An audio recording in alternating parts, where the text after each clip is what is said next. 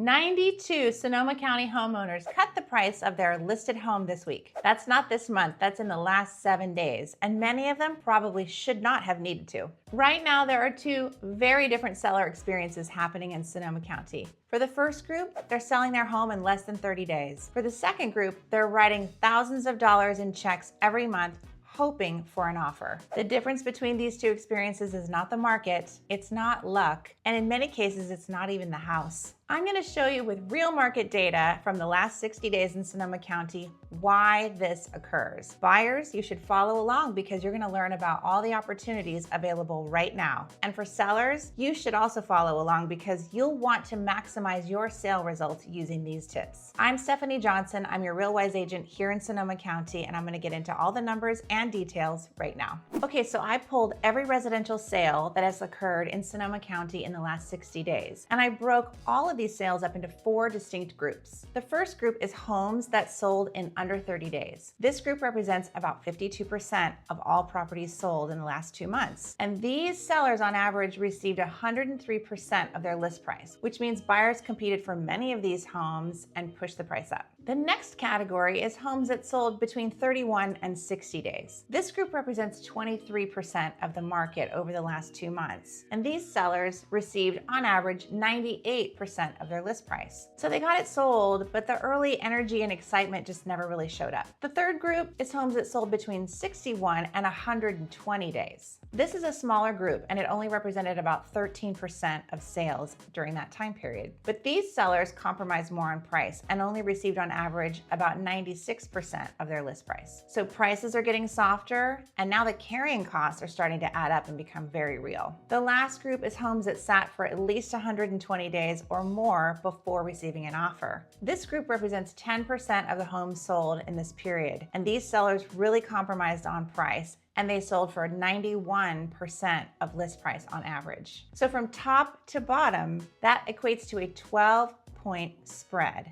depending on your strategy and your positioning. So just to put it into hard numbers, I mean, if you're selling a home that's worth around $1 million, that's a $120,000 spread. A $1.2 million home, that spread goes up to $144,000. But here's what I want you to know if you're a seller in this market. That spread is not your fate predetermined. Which group you end up in and where you land in terms of price is a direct result of the preparations that you do before you put your home on the market. And buyers, I want you to see that third and fourth group as opportunity because those sellers, if they've been sitting for 3, 4+ months on the market and writing checks for thousands of dollars in carrying costs every month, they're gonna be much more amenable to a low, clean offer that gets them into escrow and sold than they were on day one. Sophisticated buyers look at the market and see these homes as opportunities. With a good eye and some help from your real estate agent, you can buy a home and you'll be on the upside of that spread. Okay, so what separates all of these tiers and how do you end up as a seller in that first tier where your home is selling quickly and for more than asking? Well, it comes down to 4 things and I'm going to summarize them all for you right now. So the first thing you have to do is preparation, right? You have to prepare the home for market. And what does that mean? I've had lots of sellers over the years ask me, oh, I have a tired kitchen. Should I gut remodel the kitchen?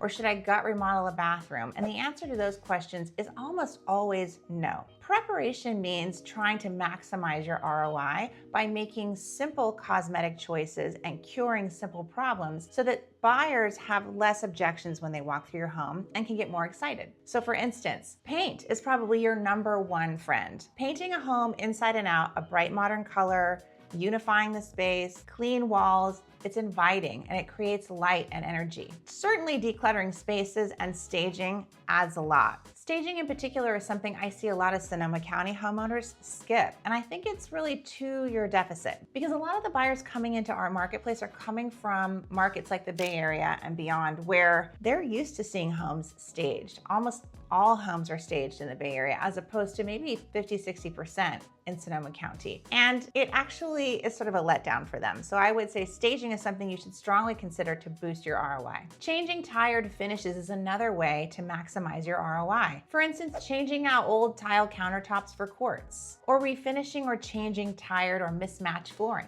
Also, changing light fixtures that are dated to something more modern and contemporary gives the feeling of a home being fresh. Making these kinds of changes in addition to curing problems like handyman issues or pest reports make buyers feel like the home is more move-in ready, and it makes them feel more at ease to write a good offer. You don't want to overdo it. You absolutely want to focus on the things that will generate the maximum return on investment. But I guarantee you, you won't spend $144,000 on a $1 million house trying to get it to look better for the market. And the upside of that 12% spread we talked about will largely end up in your hands. Okay, so the second category is presentation. And this is where your real estate agent really comes in, because you need to have professional high-end photographs. You need a professional video or walkthrough that gives buyers a feeling online of what it would be like to walk through the home. The goal is to stop the scroll, because all of your buyers these days are going to see your home for the first time online. And if you don't stop the scroll in about 3 seconds, you've lost the opportunity to get a buyer excited about your home and make a plan to come visit you during your open house. The third piece, and most obvious piece in many ways, is pricing strategy. If you overprice your home, you automatically shoot yourself in the foot. Those first 7 days of marketing are the most crucial period to generate excitement and buyer interest in your home. If you miss that window of opportunity where your listing gets blasted for the first time to already willing and able buyers, you'll really be playing catch up for the rest of the time you're on the market. The goal is to price your home attractively enough so that buyers get excited and prioritize seeing your home over the other competition. I'll leave the specifics to how we build this strategy to an individual conversation, because it's different for every home and every price category. But the principle is this: the price should create a sense of urgency in buyers and not encourage them to negotiate with you. And the fourth category is having a launching strategy. There's a difference between just putting the home on the market and listing it on MLS and launching it. Listing is passive.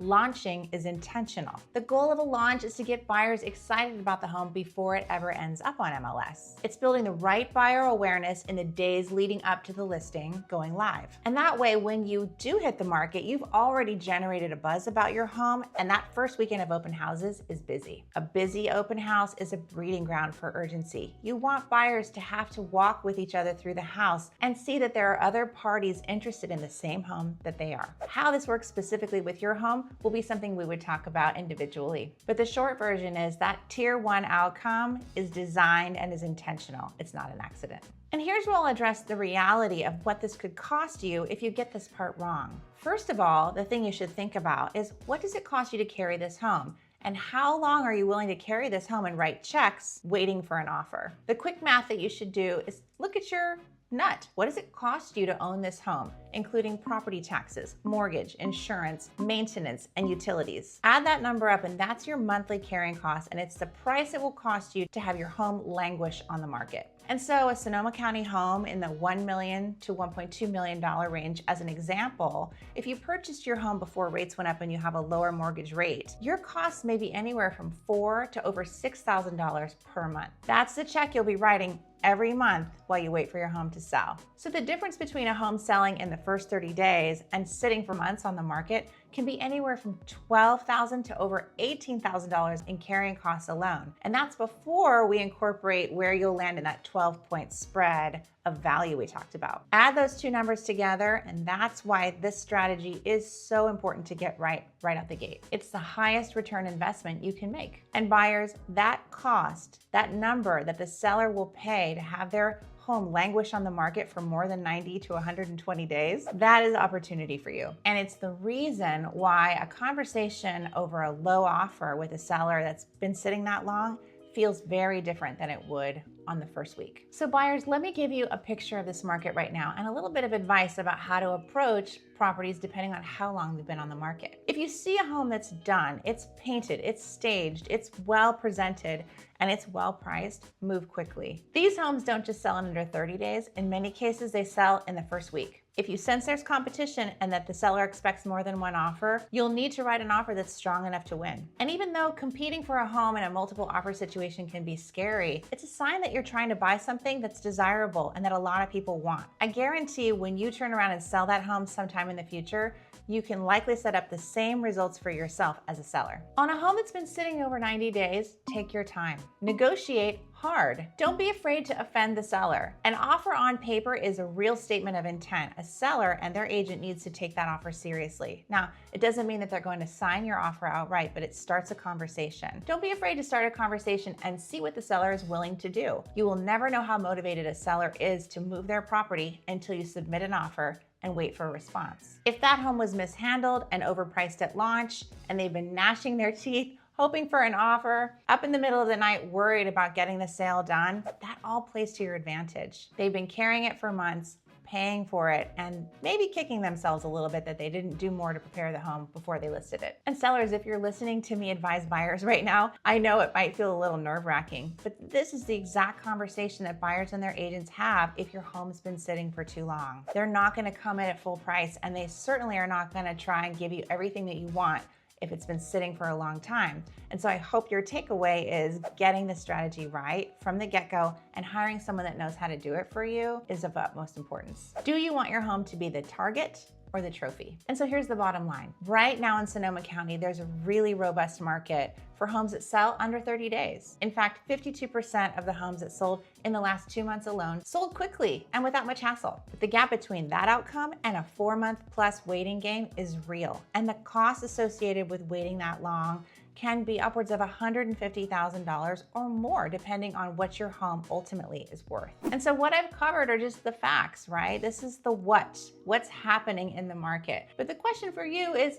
how? How do you as a seller achieve that sort of top tier result, getting your home sold in less than 30 days and hopefully for more than your asking price? Well, for sellers, I offer a free strategy session where I can give you a comprehensive market evaluation of your home. We can look at comparable sales, what's happening in your market, all of the market data, and look at your home and analyze which parts of it we could improve just to make sure that your return on investment when you list your property is the maximum possible. And if you're a buyer and you heard me talk to you about negotiation and opportunity in this market, then I would love to be a resource for you. Book a call with me and let's get you into a home in Sonoma County that will meet your needs for years to come. Either way, it takes 2 minutes to book. I'm Stephanie Johnson. I'm your Real Wise agent here in Sonoma County, and I hope this video was helpful to you. Whether you're a seller looking to sell your home for top dollar in this market, or a buyer looking for the right opportunity to buy your next home here, I'd be glad to be your guide. You can click the link below to book a call with me, and also follow along to our channel. If you're in education mode, go ahead and subscribe to our channel. Click the bell so you're notified every time we drop a video. We will be dropping videos and tons of information about lifestyle